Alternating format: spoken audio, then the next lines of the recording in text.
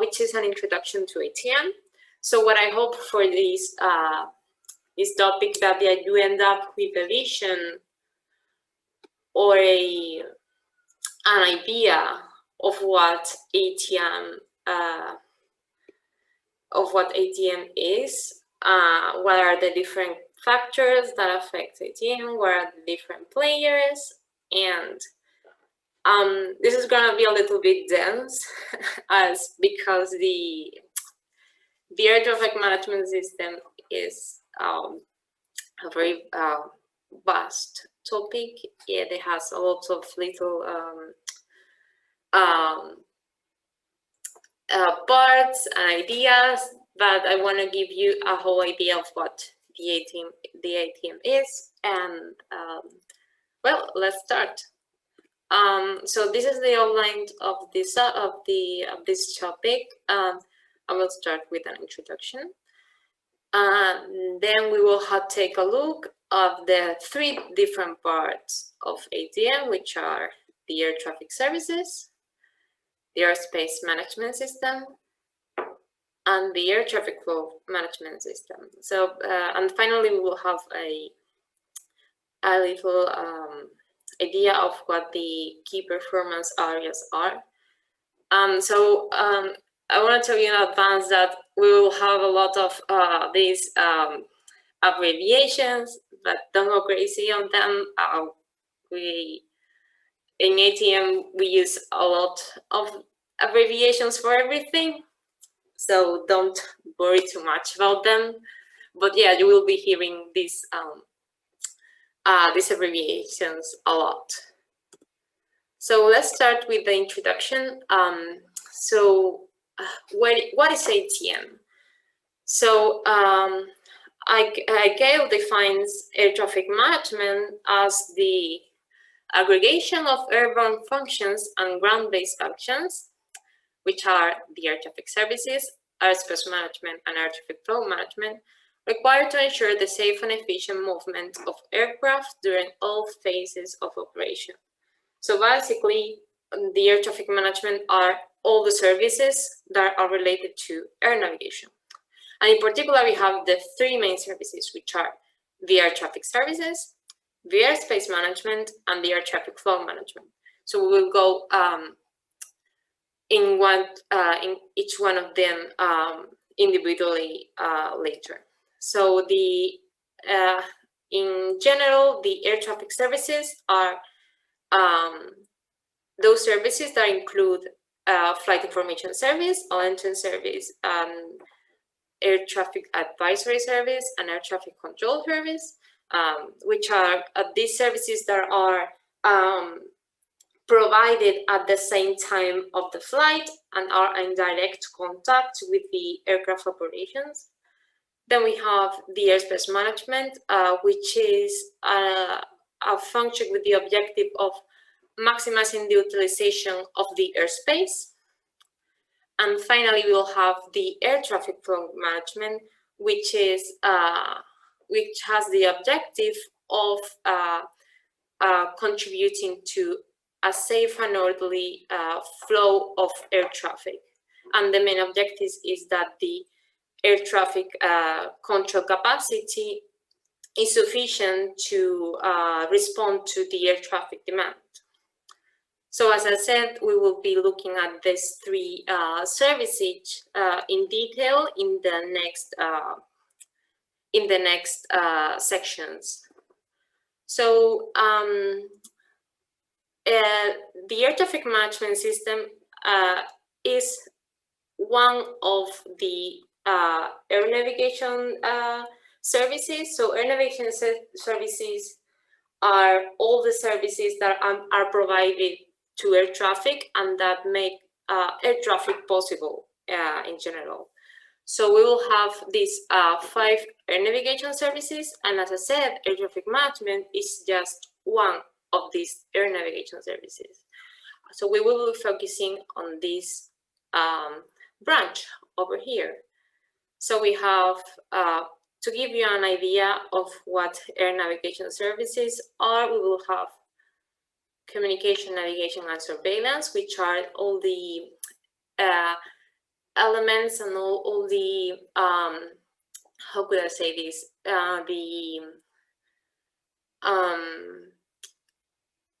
all the services that make possible the air navigation in terms of technologies, like the navigation services and the surveillance, like all the technology that's behind aviation. Then we have the meteorological services, which are which give us weather weather information. And we have search and rescue, that you can imagine what these services does. They are basically based on emergencies. And finally, the aeronautical services, which are also called the aeronautical information services, which give us all the information and all the data and update this data for the air traffic to be able to function. And finally, we will have the air traffic management, which is the subject of this course. So as I said, the air traffic management has these three services, and at the same time, the air traffic service has these three over here, which are the air traffic control, the flight information service, and the alerting service. So now I want to give you an idea of what the different organization in the world, like in both internationally and in the European context, that have an important role in ATM. So first of all, I want to say that in this course, I will be focusing more on European ATM because it's something that concerns us more. So even though I will be having a focus on European, I want you to have an idea of what international organizations are around the world. So the first one is ICAO, which is a very important organization in ATM. So it's the International Civil Aviation Organization. It has 193 national governments in it, and the ICAO, what the objective is to support the diplomacy and of cooperation in air transport between these member states. It was created in the Chicago Convention in 1944. And it has the headquarters in Montreal. And what ICAO does is it manages all the aeronautical spheres and establishes world standards. So ICAO has give us standards about air traffic, and also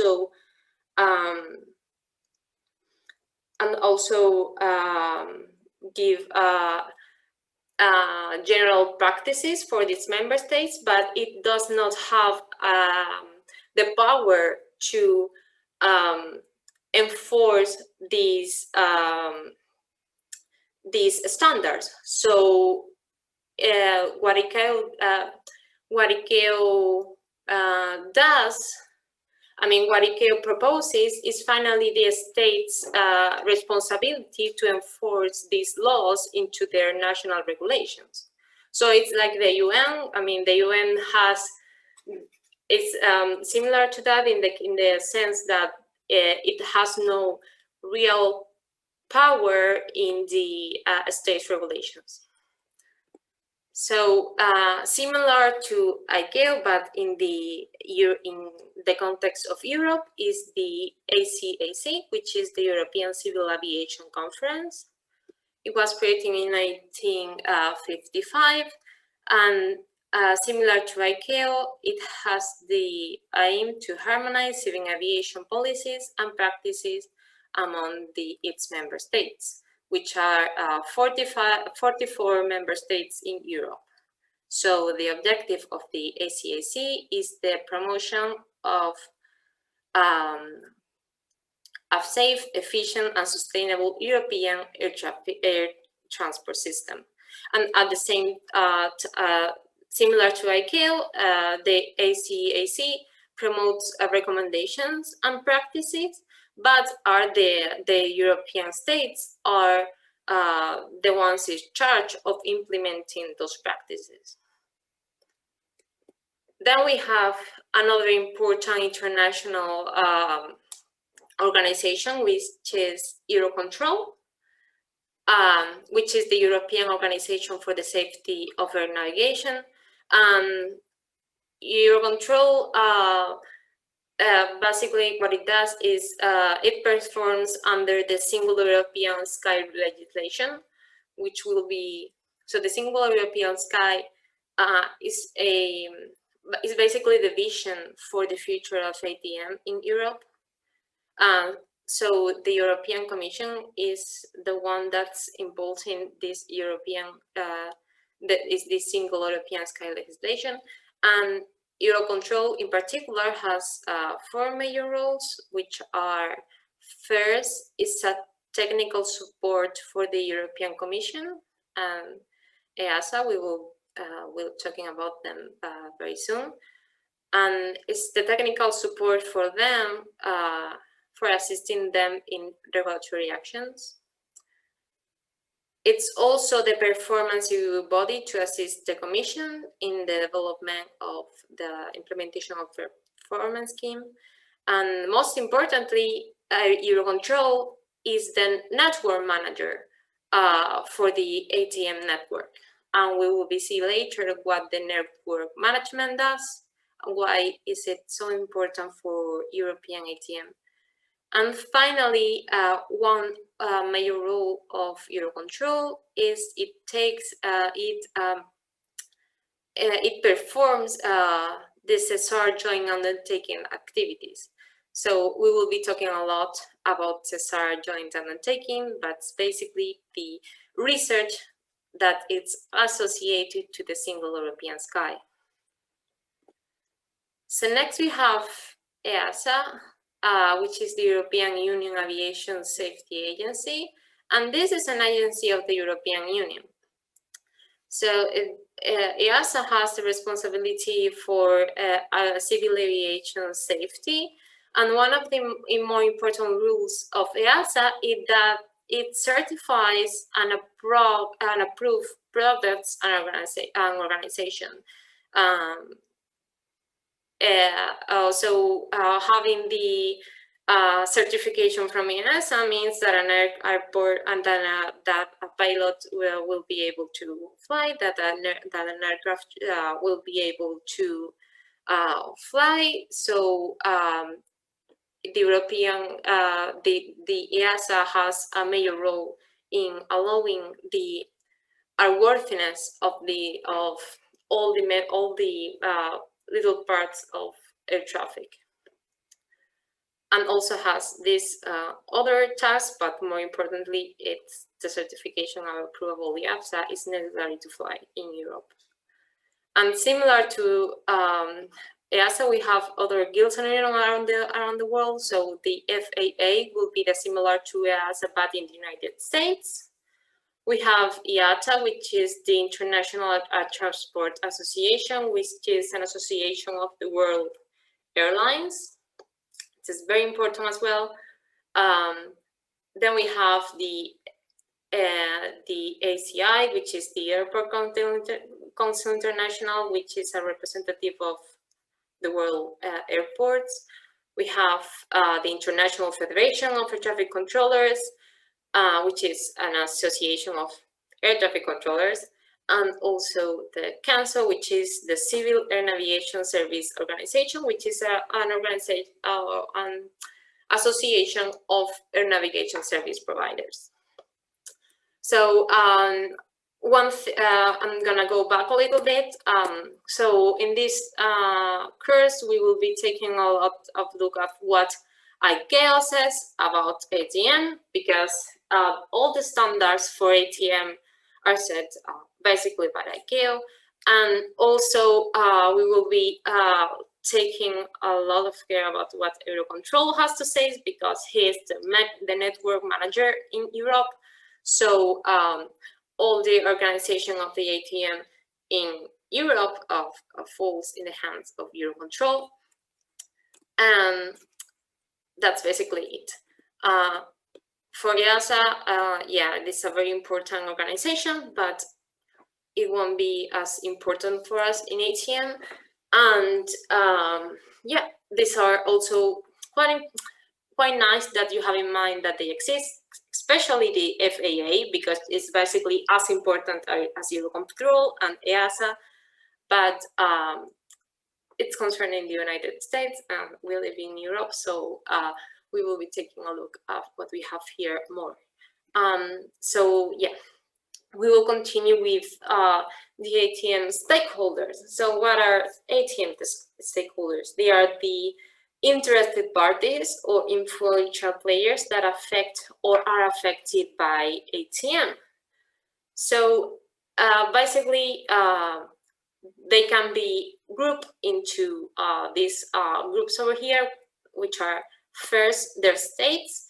States play an important role in ATM because they will be the regulators of air traffic over their territory.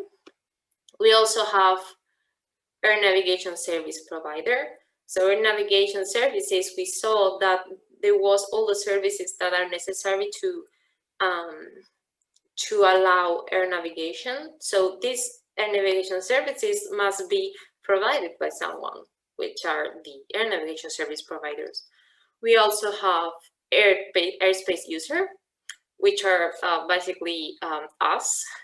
And what I mean us is all the passenger for civil flights, also the airlines that operate those civil flights, and also military flights, and in general, any other user that uses the airspace.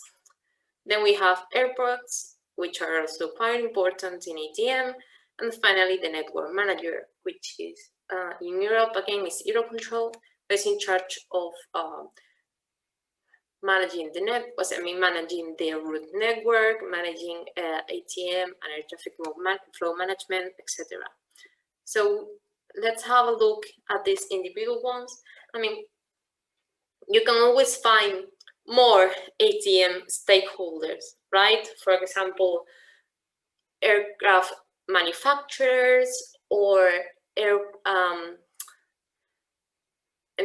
anybody that you can think it could be interested in ATM or in air traffic is finally an ATM stakeholder. But these 5 are the 5 that Eurocontrol categorizes. So we will be taking a look at this. So first, let's talk a little bit about the states. The states are a very important player in ATM because states have sovereignty over their airspace. That means that a state can restrict or prohibit aircraft from other states from flying over territories of the state, and also they are responsible to providing airports, radius services, meteorological services, on every other air navigation services that it's necessary to fly over that territory. Those states that take part in the Chicago Convention are members of ICAO. And as I said earlier, the states must translate ICAO recommended practices and procedure into the national legislation. So to do so, the states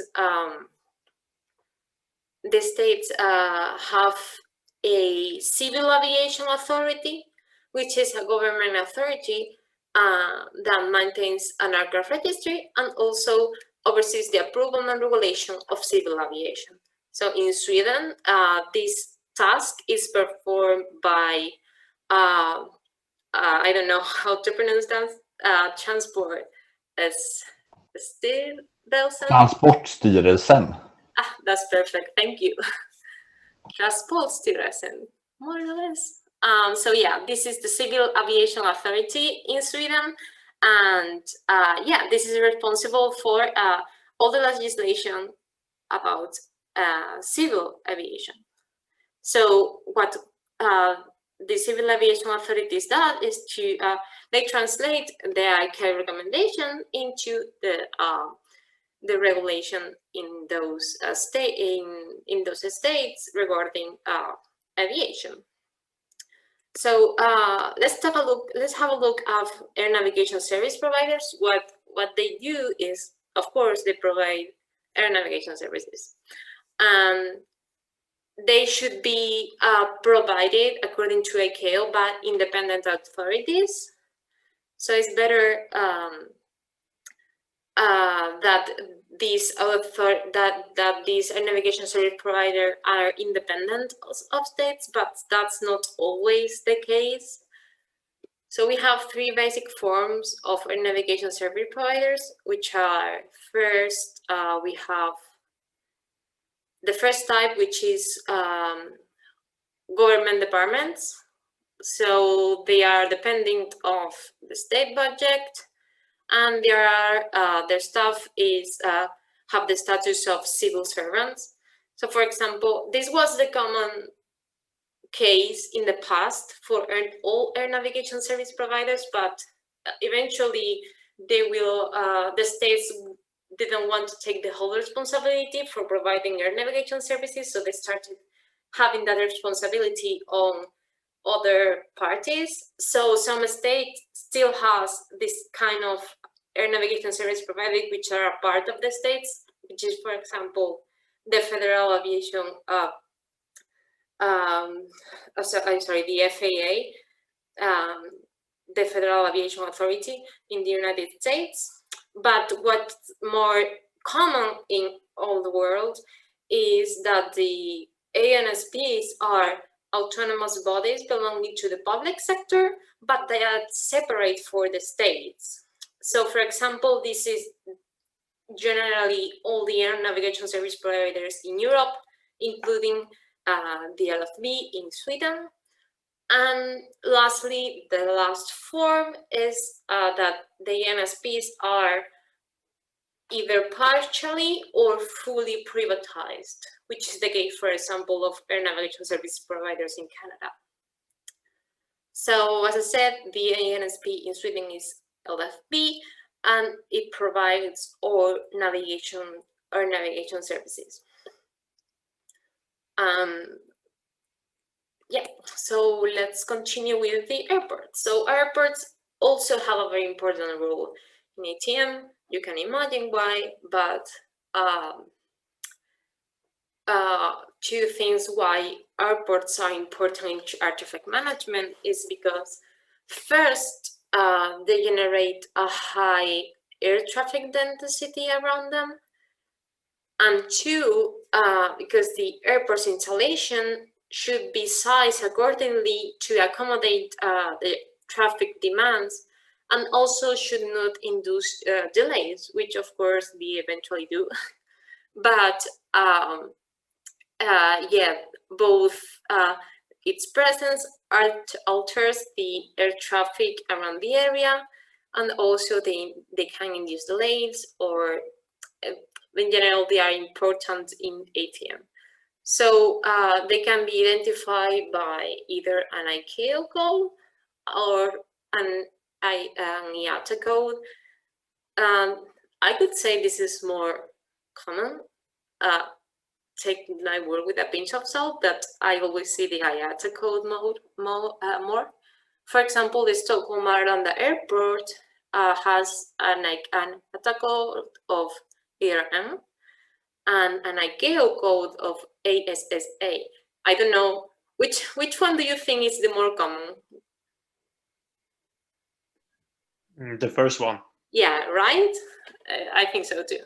I think it's the one that you get in all the tickets that you get for flying, so that's where we're seeing it more. That code is also on the bag tags when you check in, so. Yeah, that's why maybe. Yeah. Well, yeah, you should know that they also have an ICAO code, but yeah, the IATA one is more common. So yeah, we have the FAA has a classification for airports, I mean, airports can be classified in other ways, but this one is very used. It differentiates between commercial service airports, which are airports that have a lot of passengers. In particular, they have non-primary airports, which has less than 10,000 passengers and more than 2,500. And primary airports, which are airports that have more than 10,000 passengers per year. They also have a classification for cargo service airports, which are airports where the air transportation of cargo is very large, in particular more than 100 million pounds per year. And I must say that airports can be both commercial service airports and cargo service airports. They also have reliever airports, which are designed to relieve congestion on other airports if necessary. And they also have the last classification, which is for small airports, which is the general aviation airports, which include those airports that have less than 2,500 passengers per year. And finally, let's talk a little bit about airspace user. So we can define airspace users of organization operating the aircraft and their pilots. So we have two classifications for airspace user. So Eurocontrol has this classification, which is again very common. It differentiates between general air traffic, JAT, which are flights that are conducted in accordance with the rules and provisions of ICAO. Basically, they are civil aircraft, and that aircraft that are are operated by either commercially or private. And the second classification is operational air traffic, which is basically military. So yeah, we have civil and military aircraft, basically. And the difference is that these flights are according to ICAO rules, and these are according to any other rules that may be needed. And the pilots also have two different the flights have also two different classifications depending on the rules that they're using. So we're going to be looking at visual flight rules, VFR, which are flights where they have no air traffic control. That means that the pilot is responsible for knowing what the aircraft is, and they do so by taking a look at the surroundings. And of course, VFR flights are subject to the meteorological conditions. That is to say, if there is no visibility, you cannot fly with visual flight rules. And the second type of flight rules is instrumental flight routes, and the instrumental part means navigation aids. And with this kind of rules, you can fly without having any visuals. That means that you can find your location using just instruments. So basically, these are the flights that are controlled by air traffic controllers, and the pilots are always aware of their position because they have the indications of the air traffic controllers and also the information from navigation aids.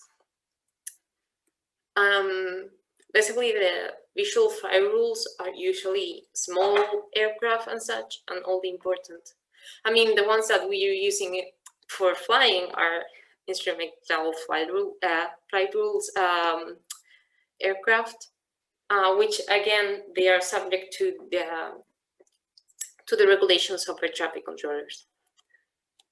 Yeah, this was an introduction of what the stakeholders are, what the different organizations are, and to give you an idea of the objectives of the ATM. I know it's a lot of information right now and a lot of abbreviations and things like that, but I hope that maybe you can have a look. When we have the assignment one, we will have a look at the European Master Plan, and we will have more time to assimilate all of this. So now I'm going to start talking about the air traffic services. So I'm going to go back a little bit.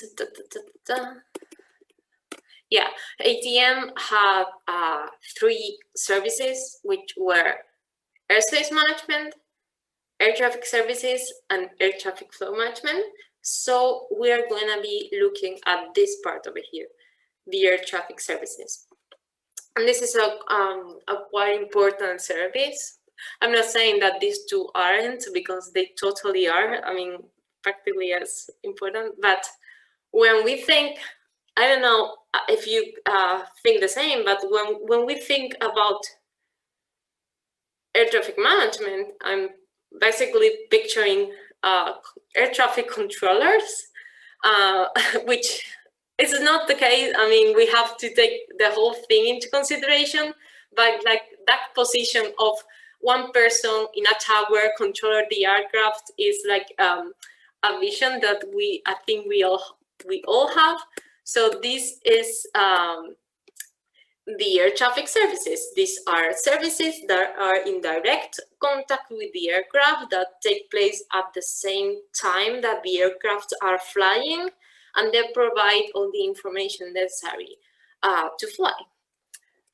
So let's start with what the objectives of the air traffic services are, and what different air traffic services, are. So as I said, air traffic, this is a typo here. It should say air traffic services, not control. So this one, check. Air traffic services will be the movement of air traffic in the airspace. And when I say airspace, I mean airspace in the air and in the ground, which means both aerodromes and the airspace in general. So the objectives of air traffic services are, first, they have to prevent collisions between aircraft. And the second is to prevent collision between aircraft on the maneuvering area and obstructions of that area, which basically means that prevent collisions between aircraft that are still in the ground in aerodromes and got the obstacles around it. The third objective is to expedite and maintain an orderly flow of air traffic. The fourth objective would be to provide advice and information useful for the safe and efficient conduct of flights. And finally, the last objective would be to notify appropriate organization regarding aircraft in need of search and rescue. As you can see, these definitions are always very technical, and that's because they are obtained from ICAO. So all this information you can obtain from ICAO documents. So I've done my best to try to have a little summary of all ICAO information. So yeah, these are the 5 objectives of ATS, and basically the different divisions of ATS are responsible for taking care of one or more of these objectives. So for example, to accomplish objectives 1, 2, and 3, we have the air traffic control service.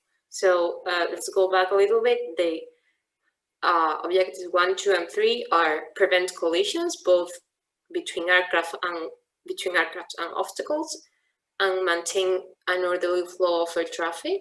So air traffic control services do basically that. So we have three types of ATC, which are the area control service, the approach control service, and the aerodrome control service. So ATC is basically air traffic controllers in the tower or in the area center, giving indications to the aircraft, and basically controlling that they are not bumping into each other and that the flow is okay.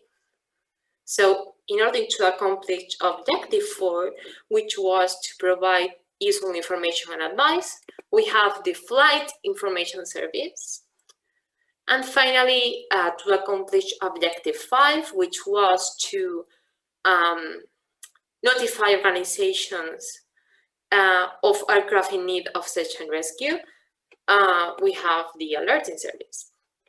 So these are the three services. I would say that this one is the one that we're going to be taking most of the time talking about. But of course, flight information service and alerting service as important. But first, before I start explaining what air traffic control, FIS and ALS does, I'm gonna be talking a little bit about the classification of the airspace, because I think it's important to know how the airspace is classified, because if one airspace is classified one way or the other, one ATS will be used in that airspace or not. So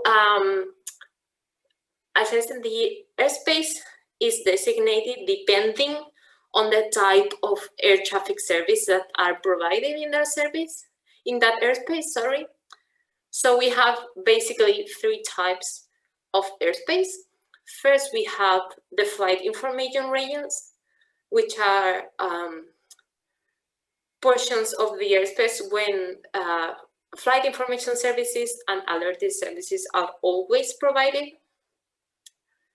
These basically flight information regions are basically all the airspace in the territory of a country.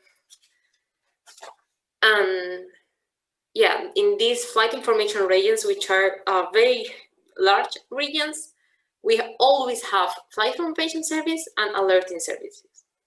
So the second type of airspace is the control areas and control zones, which I will define what the two are next.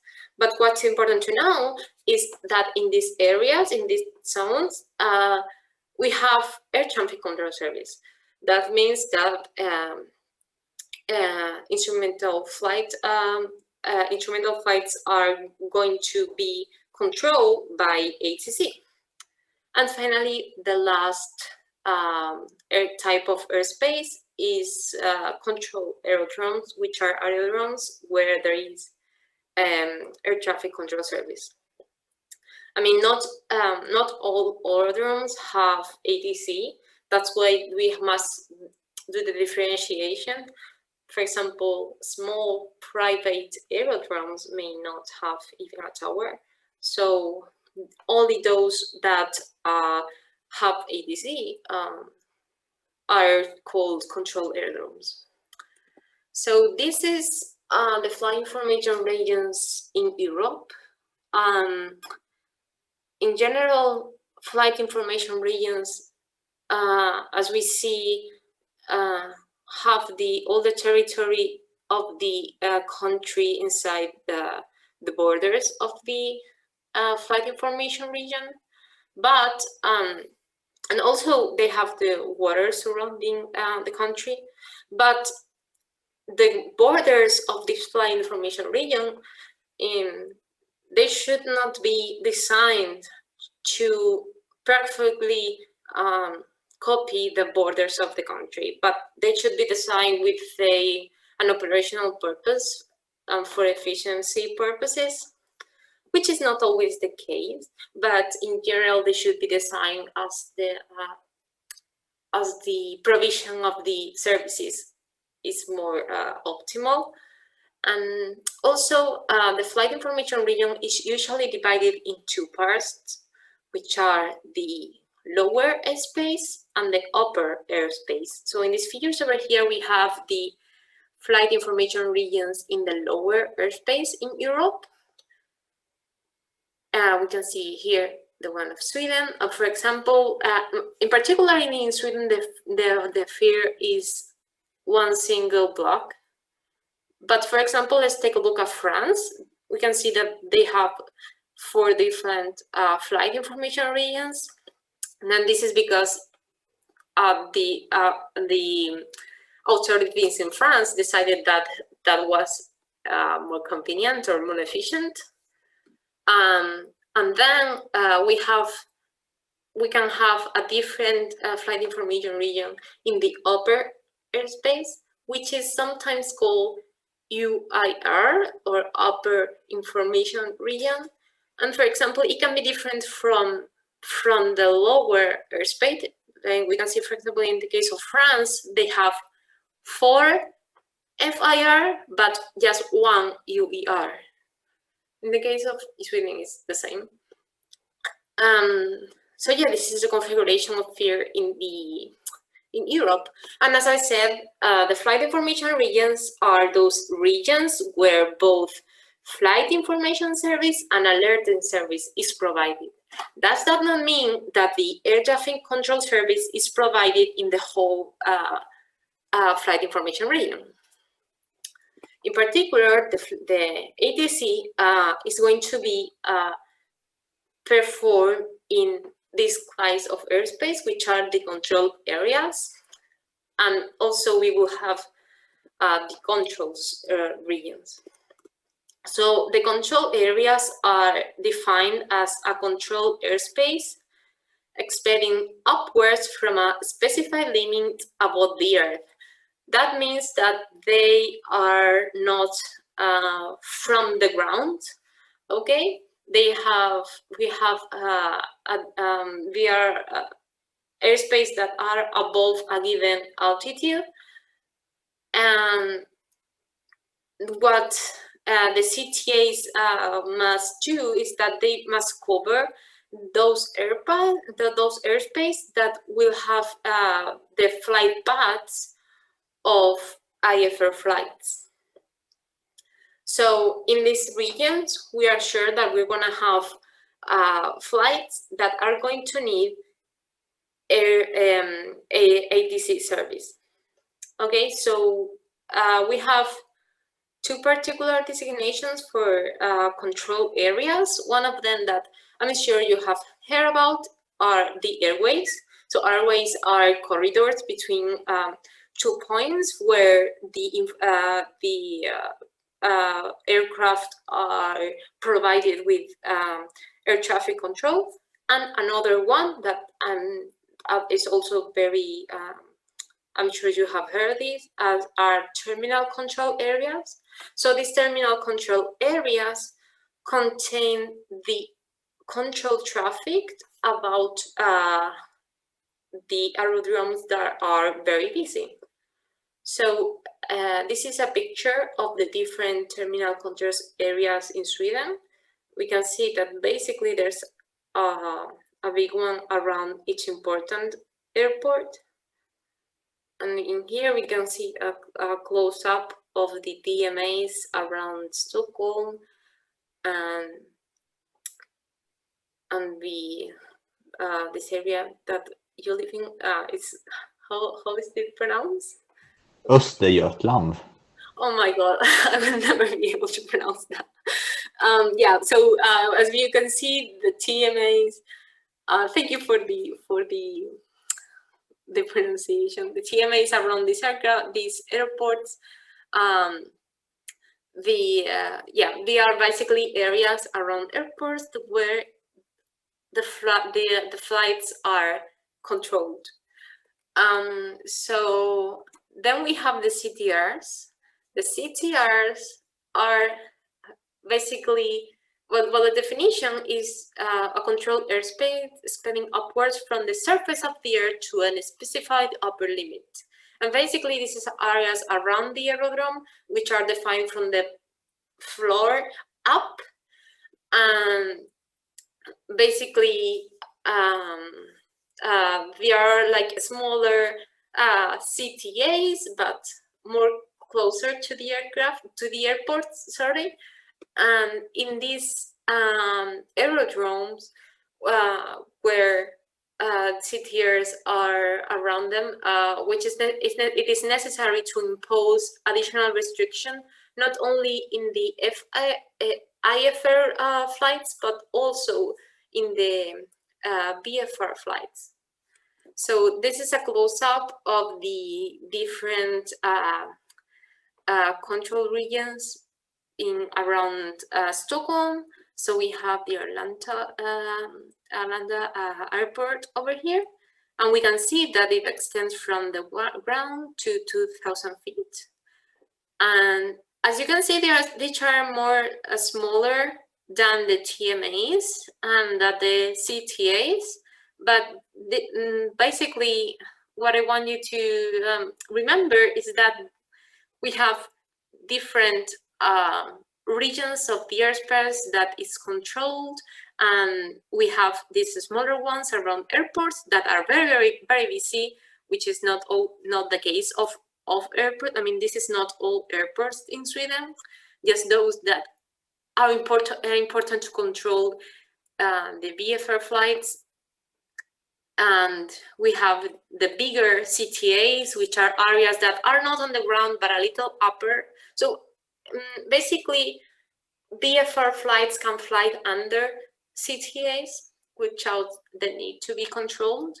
So that's why they are not from the ground up, but they have a little altitude. So VFR flights can fly freely.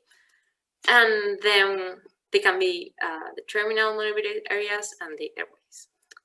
So yeah, I know it's a little bit confusing. I hope that it's not that much, but yeah, this is basically the different differentiations of classified not classified, designate airspace where the different air traffic services take place.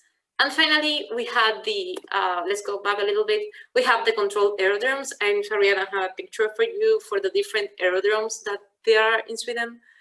But basically, you can see, basically all controlled aerodromes fall between these CTRs. I'm sure there will be maybe more of them, but basically those are aerodromes that have a tower and that have the service of air traffic control. So yeah, so next we have a classification of the airspace. So depending on whether the rules are more severe or less severe, we have different classifications. So ICAO have 7 classifications going from A to G. And this is the more restricted one. We have rules for that are, I mean, when I say restricted, I mean that they are more controlled. The aircraft are not as free to fly as they want. They must take into consideration the restriction from the ATC, and as we go from A to G, we encounter less controlled airspace. So we start with class A, which only FAR flights are permitted and they are separated. As we go down, we will see that we have less and less conditions for the aircraft to fly until we have class G. So basically these two, we can say that F and G are uncontrolled airspace. So class G, basically they can fly whenever. So those IFR and BFR flights are permitted to fly, and they only receive information if they want. They don't even have to receive information. Yeah, this is the classification of the airspace, and depending on if we have more rules over here and less rules over here. So yeah, this is all for the airspace. So I'm gonna stop talking about the flight information service, but if you have any questions so far, this could be a good time to ask. Could we take like a little break, maybe 5 minutes? Okay, so the class finish at 5. So maybe we can take a break until 4:30 if you want. So yeah, so before we take the little, I'm sorry, I know this is a lot of information from in just one take, but it's better that you know this stuff a little bit before we take a look at papers that that we'll start talking about all of this, and you have to look everything up. And also, hopefully, you have this slide later to look all the information you want. So, anybody has any questions? If before we take the little break.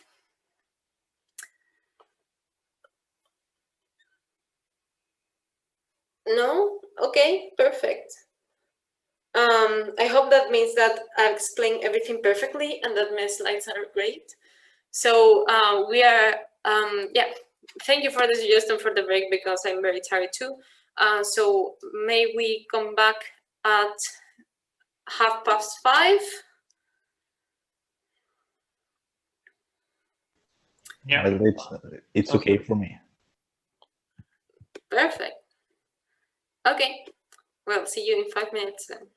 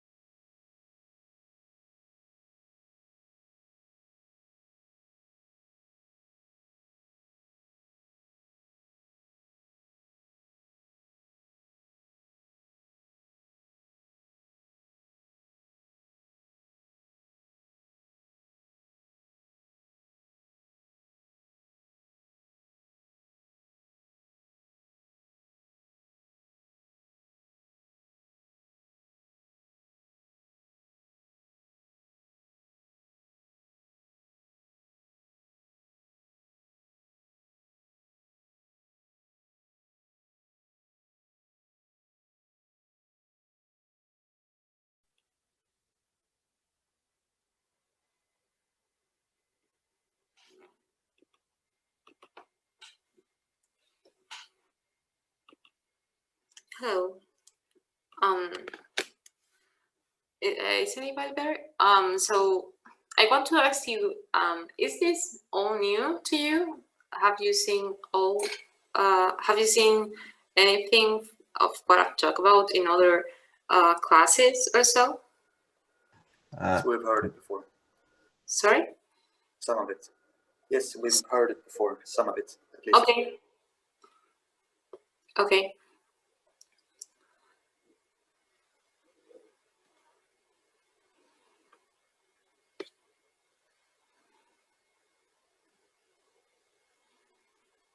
Well, have you have like a class devoted to air traffic in general, or have you seen it as part of other things? If I remember correctly, we talked about some different airspace levels, like control around the airport, which type of ATC take care of which part of the airspace over different countries, that there are different standard levels between different European countries, which makes the single European sky a bit of an issue, and the traffic chaos over the central western parts of Europe. Yes. Instead of the eastern parts, because of the traffic over Spain and France. Okay. Okay, I'm glad that you have already seen something. So my objective here is to give a general idea. I know it's difficult because just saying abbreviation doesn't do much. But again, having all these definitions and all these classifications can be a little bit overwhelming. But I think that after these 2 or 3 initial classes, maybe we will have something a little less heavy.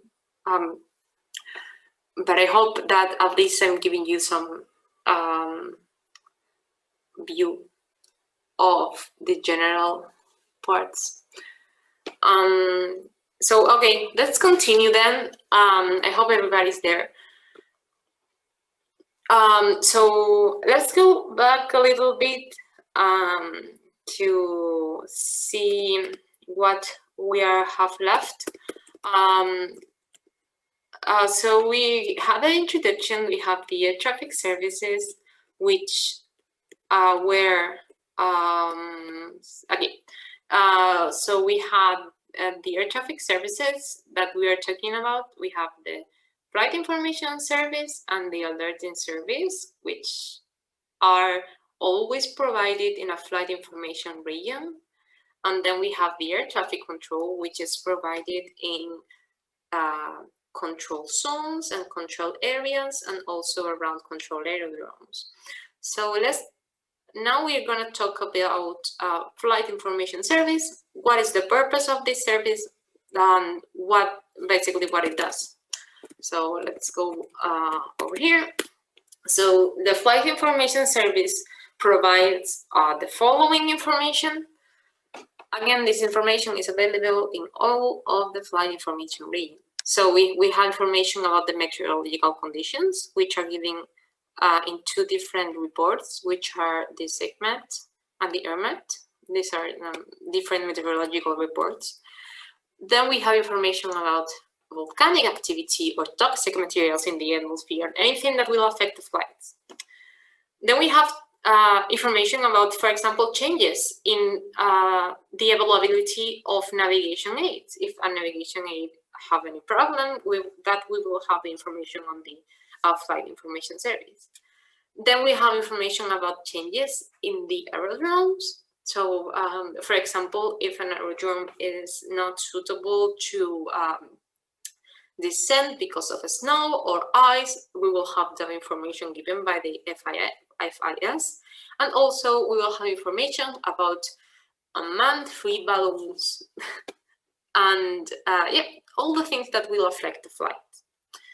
And also, the flight information system must provide the flights with this information over here. First, the weather conditions of the airports of departure and destination, and also the weather conditions of airports that may be important to the flight, maybe because it's an airport that it's an emergency airport or something that's relevant to the flight. Then we have information about collisions hazard, but that's only given in this kind of airspace classes, which are the less controlled ones. And why is not collision hazard information given in airspace classes A, B, or C? I mean, sorry, A or B. That's because the flights in those airspace that are very regulated are already separated by the ATC. So they have the separation by the ATC, so they don't need any additional information from the Flight Information Service about collision hazards. Of course, in airspace where this separation is not provided, which are C, D, F to G, we will have this information. And as we saw earlier, even in airspace G, if the flights do not want to have this information, they just can ignore it. But they must provide, this information must be provided by the Flight Information Service. And finally, they also provide information about boats if it's needed by the pilot. And that's basically it. This is what the more important part about the flight information services. And again, this is provided in all the flight information region and to those aircraft that need it. And as we saw here in the airspace classifications, different airspace classes will have the flight information service, but some of them will not have it if they not requested, but it's available there. So let's talk a little bit about the alerting service. The alerting service is, the objective is to notify the appropriate organization regarding the aircraft that need search and rescue, basically. So the ATC, the alerting service must be provided for all the aircraft that have air traffic control.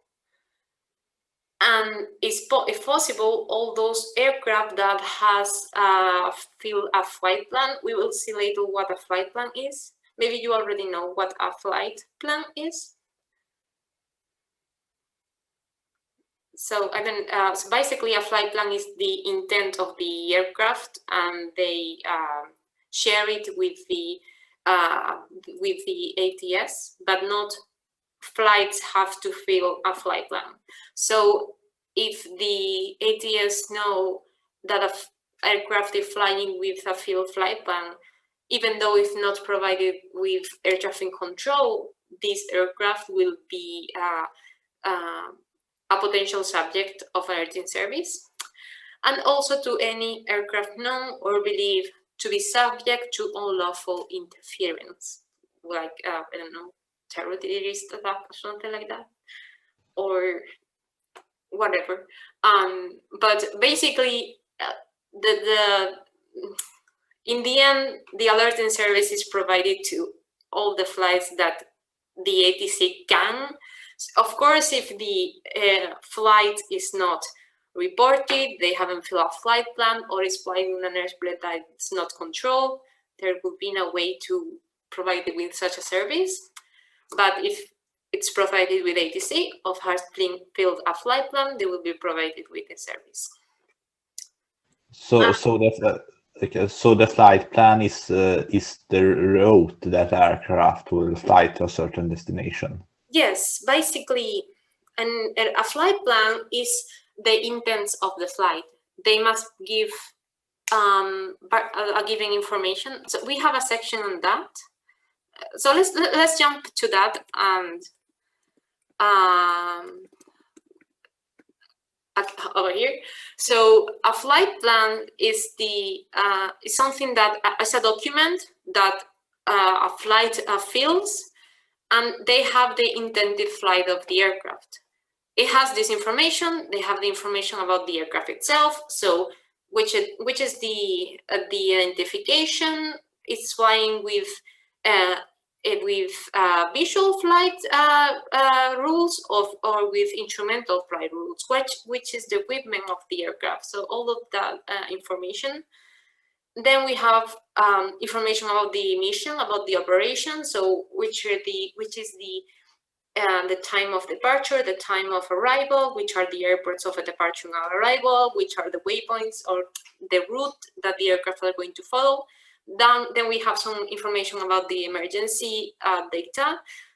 So how many people go in that aircraft? How many fuel does this aircraft have? How long can they fly if they have any issues? And also we have information about the crew, so which the name of the pilot and the certification, etc. So basically all the information that the air traffic services need to allow this aircraft to fly.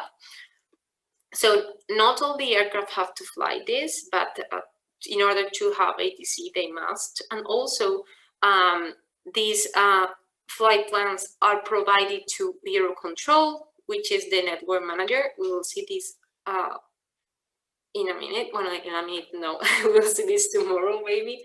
But basically, Eurocontrol must validate these flight plans. So not all flight plans are okay, because maybe the network is congested, or there is too much demand, or I don't know, there's some meteorological hazard. So the network manager must validate these flight plans, and if maybe they can correct it. But basically this is information about the flight and what it's going to do over that flight. So now that you ask, let me share with you what a flight plan looks like. So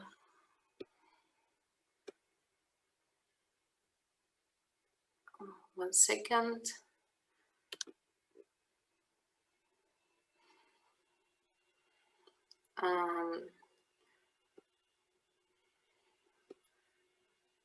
Okay, I'm sharing another screen now. So this is what an aircraft, a flight plan looks like. We have the flight time, the code of the airport that's going to fly, the identification of the aircraft. That's the how is this name? The similar to what the cars have, like the identification number. Registration. Yeah. And all the information about the aerodrome, the total time that the flight's gonna have, the persons on board. So basically, all the information that must be shared, it's in this document over here. So yeah, this must be filled before the flight.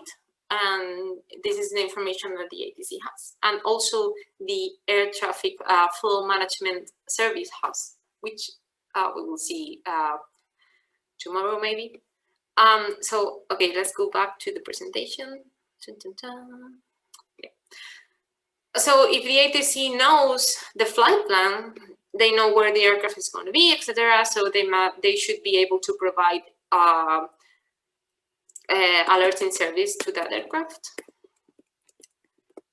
Okay, so let's. Okay, perfect. Are we back to the presentation? Can you see it correctly? Yes. Perfect. Yes. Okay, so let's talk about air traffic control. So we have talked about alerting service, flight information service, and the last part of the air traffic services, which is air traffic control, which are these figure of air traffic controllers that we all have in mind. So the objectives of the ATC there are two, as we saw in the beginning. They must prevent collisions between aircraft and other obstruction in the maneuvering area, and also it must expedite and maintain the orderly flow of air traffic. This means that the air traffic must be efficient, and they must do it fast. So one thing that the ATC must do is they must provide proper separation between the aircraft.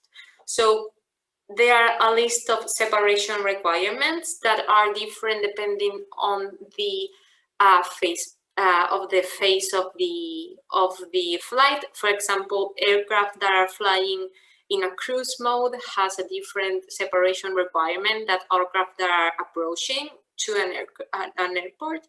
So I'm not gonna get into it because there are a lot of rules regarding separation between aircraft, but ATC must guarantee that the separation between the aircraft is the correct one in order to avoid conflicts, in order to avoid collisions.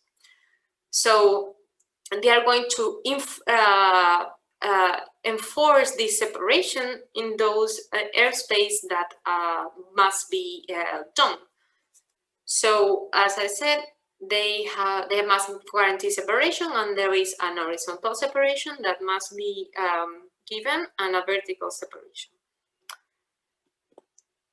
So ATC is provided in all instrumental flight rules flights that are in this airspace over here, basically all controlled airspaces. I remember that F and G airspace were not controlled airspaces. And VFR flights are also provided with ATC if they fly in these three classes of airspace. Remember that VFR flights were not allowed to fly in the more controlled ones in A. Also, it must be provided to a special VFR flights. So what are special visual flight rules flights? So these are flights that are flying with visual flight rules, but because of the meteorological conditions may not be enough for them to fly purely on visuals, they must rely on ATC to perform the flight. So these are flights that for one reason or another are in a control zone, and the air traffic controller has said, okay, you can fly here, but you must comply with this control, basically because they cannot operate on themselves. So they are below visual meteorological conditions. The visual meteorological conditions are basically the conditions that are necessary for a VFR flight to fly. So if the meteorological conditions are bad, are lower than this over here, the VFR flights will not be able to fly on themselves. So special VFR flights will be also provided with ATC. And finally, it's also provided in all controlled aerodromes. So ATC is divided into three services. First, we have area control service. Basically, so let's start from the bottom up, okay? So we have aerodrome control service. This is ATC that's provided in an aerodrome, and it's provided by a tower, which this is the abbreviation. I'm sure you have seen it. So then we have approach control service, which are the ATC that provides services to aircraft that are associated with arrival or departure. So they are not in the aerodrome, but they are either approaching to it or they are firing away from it. So it can be provided by a tower or also by an area control center. And finally, the area control service is the provision of ATC for the rest of them. Okay, so they are not either in the aerodrome, they are not in approach. So basically a route. This is a summary of the different ATCs. So as I said, we have aerodrome control, approach control, and area control. The area control is given by ACC. The approach control is given by either a tower or ACC, but also sometimes we have a facility that's the approach control center, which are maybe a department of the ACC or the tower itself, and the aerodrome tower. So in here we have a basic summary of what the different controls are. So the aerodrome control is given in the runways, taxiways, all the different places of the airport. Basically, they must manage the takeoff and the landing of the aircraft. Then we have the approach, which basically they control the approach and the departure phases. And lastly, the area control. The ACC controls the aircraft that are basically en route, which are basically the largest part of the flight. So this is a little drawing that I found that's very illustrative of the different phases of the ATC. We have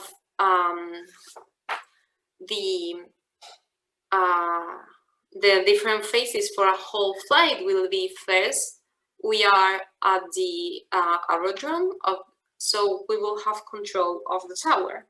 So when the aircraft is in the aerodrome, the control tower of the departure airport will have control over the aircraft, but once the aircraft has leave the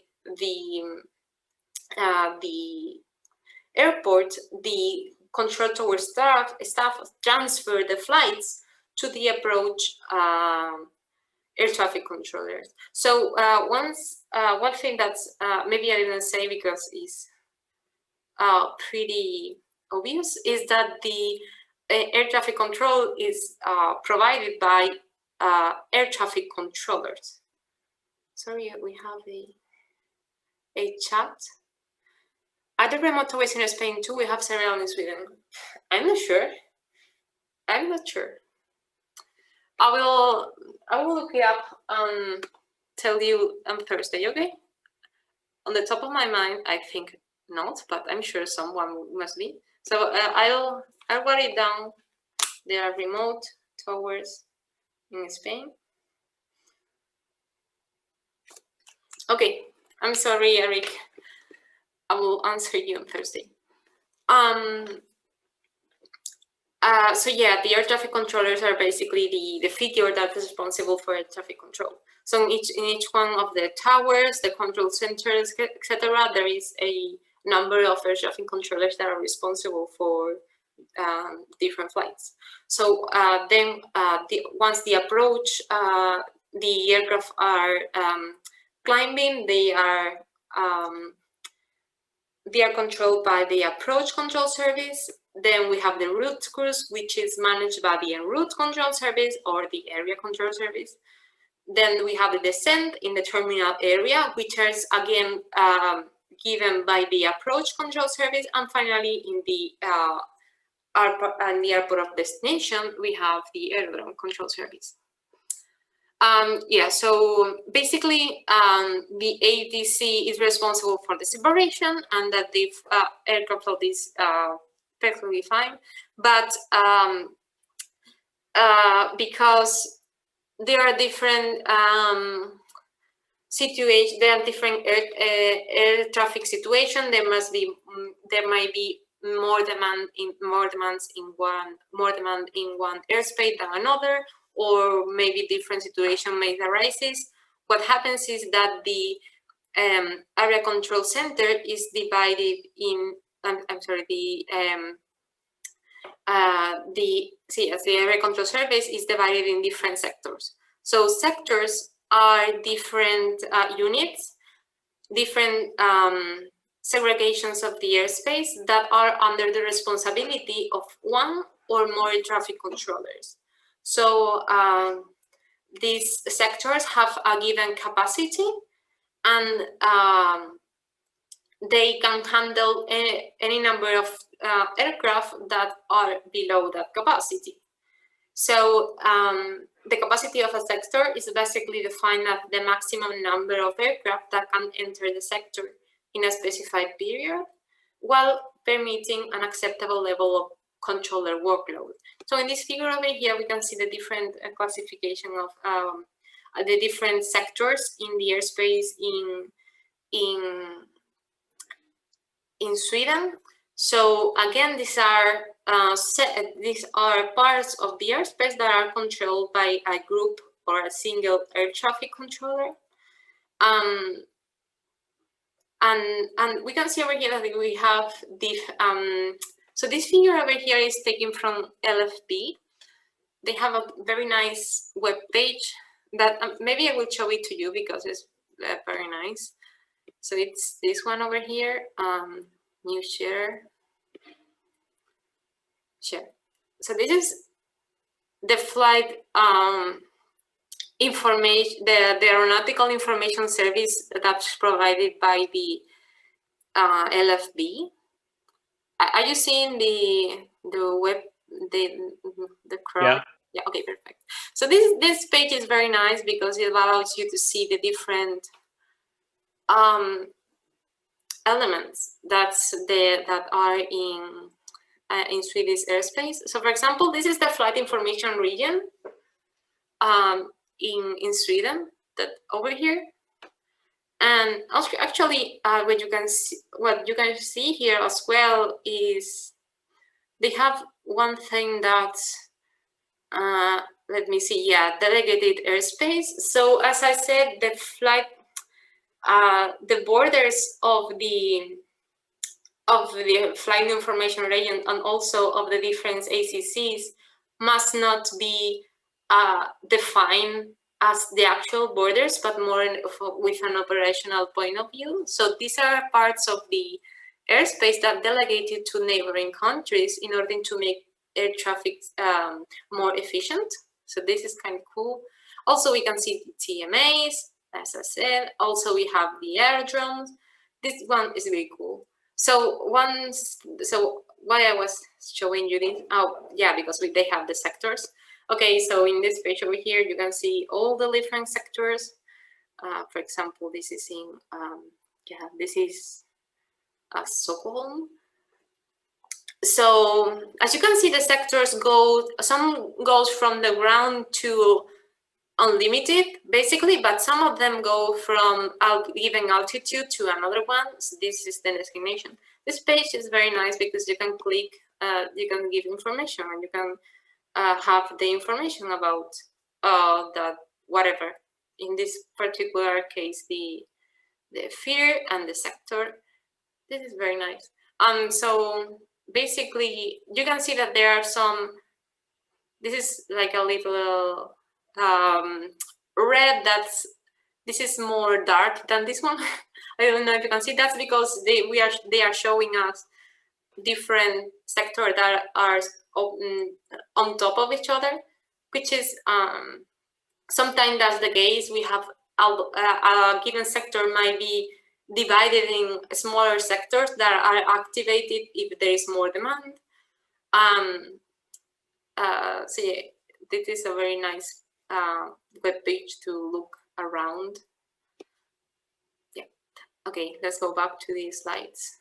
So yeah, a sector is basically a portion of the airspace that's controlled by an air traffic controller or a group of them, and they must be defined as they must accommodate a given number of flights, which defines the capacity of that sector. This will be particularly important later for air traffic flow management.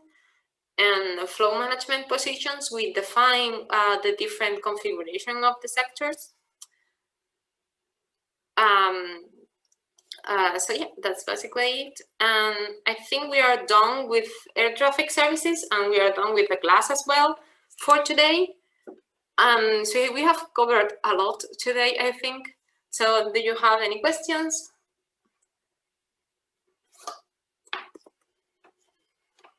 How many planes can it be in one sector? Oh, that's a very nice question. So the answer is the capacity. So each sector has a given capacity. Okay, so Is there any place where you can find the capacity, or? that's okay. That question is super difficult. First, so the ATS has a. We have a chat. Yes, I'm sorry. I will continue with your question. Sorry. So the air traffic services must provide these capacities as a number, as a given number. Okay, so that the air traffic flow, the air traffic flow management can handle them. But nowadays, there is one thing called air traffic flow and capacity management, which is responsible of computing the capacity of a given sector. And also the capacities of of a sector is not always the same, because it depends on a lot of things. For example, it depends on the complexity of the traffic. It's not the same that that you have a given sector which has the same airplane flying with a scheduled flight every week, or a given sector that you have a lot of different kind of players that are maybe they are not scheduled, or they have some kind of airspace restriction for military, or you have a given waypoint that's that have a lot of traffic. So the complexity of the traffic affects the capacity, and also the weather also affects the capacity, because if you have a bad weather, you cannot fly over the airspace, so the capacity is reduced. So it's not a given number. You will not find a list.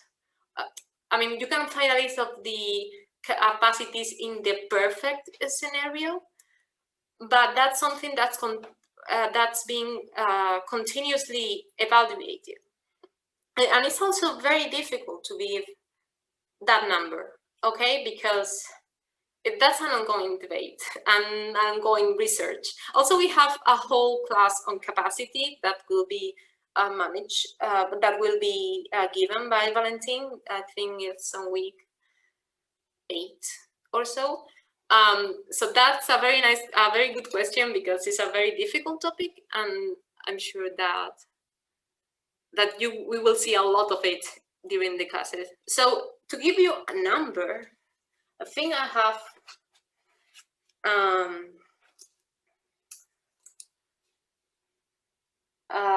no, I think I have a given number for the capacity, more or less, but I don't right now.